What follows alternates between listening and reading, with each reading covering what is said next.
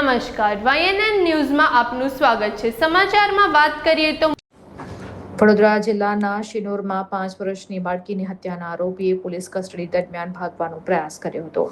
તપાસ માટે લઈ જતી વખતે આરોપીએ પોલીસ ઇન્સ્પેક્ટરની સર્વિસ રિવોલ્વર ઝૂંટવાનો પ્રયાસ કરતા ભારે ઝપાઝપી સર્જાઈ હતી।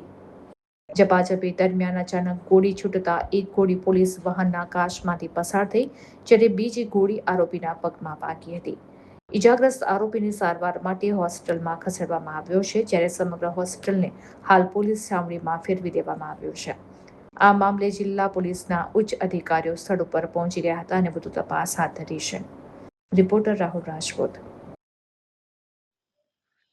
આજે રાત્રે તકરીબન સાંજના 8 વાગ્યાની આસપાસ શિનોર પોલીસ સ્ટેશનના સેક્સ્યુઅલ અસોલ્ટ, પોક્સો અને મર્ડરના અક્યુઝડ અનિલ રાઠોડિયાને પોલીસ કસ્ટડી દરમિયાન સેગવાથી શિનોર પોલીસ સ્ટેશન જતા વખતે રસ્તાની અંદર પોલીસ ગાડીની અંદર પોલીસનું એક સર્વિસ વેપન છીનવાની પ્રયત્ન કર્યું અને એ ઝપાઝપી દરમિયાન અક્યુઝ દ્વારા એક રાઉન્ડ ફાયર કરવામાં આવ્યું, જો કે ડ્રાઈવરના નજીકથી નીકળીને બહાર જતો રહ્યો અને ઝપાઝપી દરમિયાન બીજું એક રાઉન્ડ અક્યુઝના પગની અંદર વાગ્યું છે।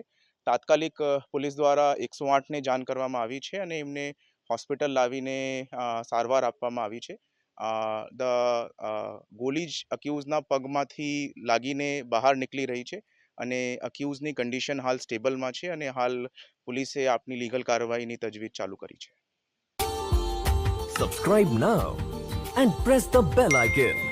Never miss an update.